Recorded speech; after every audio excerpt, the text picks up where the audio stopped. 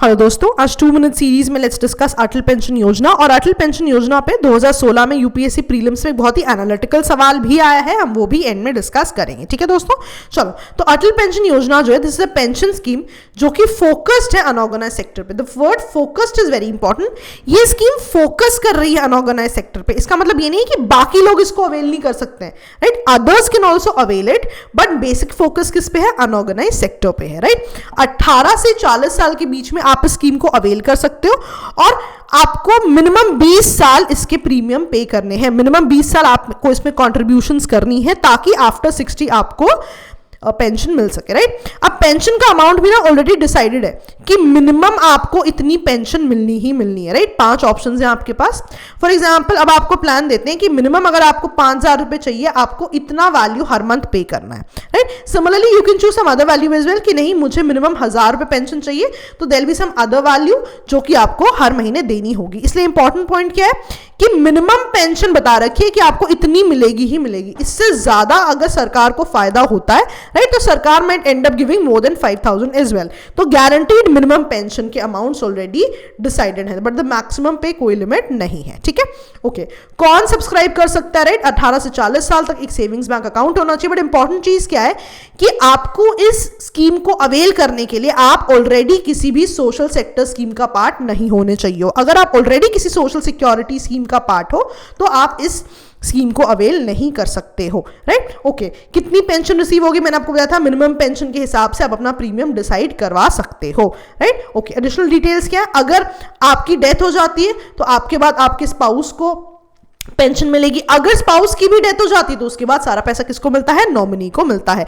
एक और ऑप्शन क्या है कि आपके स्पाउस की डेथ के बाद आप चाहो तो बाकी प्रीमियम्स दे सकते हो और आफ्टर 60 पेंशन ले सकते हो, राइट। ओके, इसके अलावा बेनिफिट क्या है? मैंने आपको बताया था कुछ एडिशनल बेनिफिट्स दे रही है, तभी तो फोकस अनऑर्गेनाइज सेक्टर पे है, बिकॉज अनऑर्गेनाइज सेक्टर को कुछ एक्स्ट्रा बेनिफिट्स दिए जा रहे हैं जो कि एक आम आदमी को नहीं दिए जा रहे हैं। बल्कि आम आदमी भी चाहे तो ये प्लान ले सकता है, बट फोकस किस पे? अनऑर्गेनाइज सेक्टर पे, क्योंकि अनऑर्गेनाइज सेक्टर को कुछ एक्स्ट्रा पर्क्स मिल रहे हैं। क्या क्या मिल रहे हैं?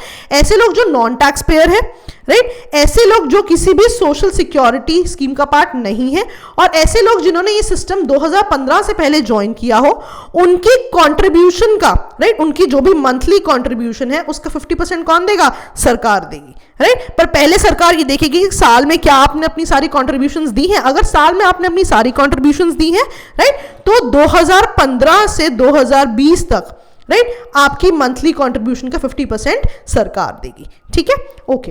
तो कंट्रीब्यूशंस कैसे इन्वेस्ट होंगी? गाइडलाइंस जो है मिनिस्ट्री ऑफ फाइनेंस की, उसके हिसाब से होंगी। कौन इस स्कीम को एडमिनिस्टर करे? PFRDA, which is pension fund regulatory and development authority.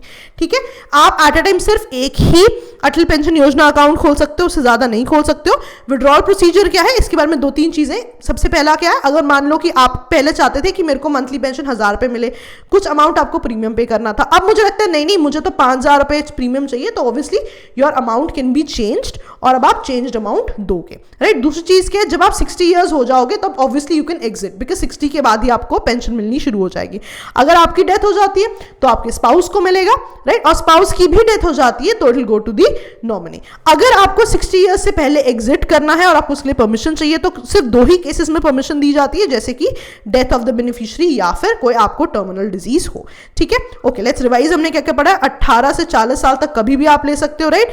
Minimum pension guaranteed है आपकी, बट आपको ध्यान देना है कि आप किसी सोशल सेक्टर स्कीम का पार्ट नहीं होने चाहिए, राइट। मेन फोकस किस पे था? अनऑर्गेनाइज सेक्टर पे, जिसके लिए आपने स्पेशल बेनिफिट दिया हुआ था कि 50% of the amount the government will pay, right. उसके लिए भी 3 क्राइटेरिया थे कि आप एक नॉन टैक्स पेयर होने चाहिए, राइट, अनऑर्गेनाइज सेक्टर में होने चाहिए, राइट, और आपने ये स्कीम 2015 से पहले आपने ज्वाइन की जानी चाहिए, राइट। ओके, और हमने एक और चीज लास्ट क्या पढ़ी थी कि अगर स्पाउस की डेथ, अगर सब्सक्राइबर की डेथ हो जाती है तो पैसा स्पाउस को जाता है, स्पाउस की भी डेथ हो जाती है तो पैसा नॉमिनी को जाता है, राइट। इसके बेसिस पे let's try to answer the question, right. It is a minimum guaranteed pension scheme very true ना। उस समय क्या था, बहुत सारे बच्चों को ये नहीं पता था कि मिनिमम गारंटीड प्लान है। एवरीबडी थॉट कि शायद उतना ही पैसा देना है, right. So this is very analytical part जो आपको पता होना चाहिए था, राइट। सेकंड चीज क्या कहती है, mainly targeted and unorganise sector. मैंने आपको फोकस्ड वर्ड बताया था, आप ये भी तो सोच सकते थे शायद ये सिर्फ अनऑर्गेनाइज सेक्टर के लिए ही है, बट इसका एनालिटिकल चीज इंपॉर्टेंट क्या थी